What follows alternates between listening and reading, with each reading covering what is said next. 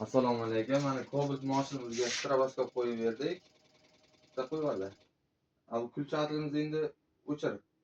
Dalni bilishingdan yoqqan. Bilishni, dalni ishlaydi. Kulchatilni yoqib qo'yganimizda ishlashlari mamnun bo'lib yonadi. Cobaltlarda margat qilganda tez yonmaydi. Kimga shunaqa xizmatlar kerak bo'lsa aytasizlar. Buni ulanishini ham hozir bir qator aytib o'tamiz.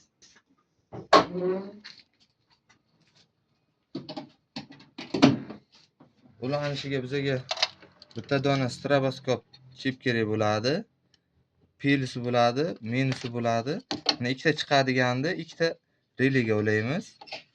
Ikkita releni 85 ga ulaymiz. Bu ikkinchisini narigi tomonga bitta rele olib borib, uni ham 85 ga ulaymizda.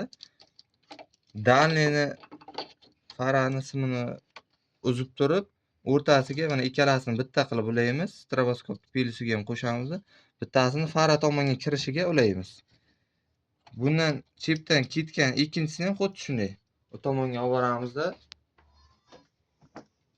Bu tomondan ham o'sha narigi tomondan chipdan kelganini ulaymiz 85 ga. O'rtasidan dalning simini uzamizda. Faraga ketgan tomonini 30 ga ulaymiz. 87A bilan 86 ni dalning o'zini keladigan simga ulab qo'yamiz.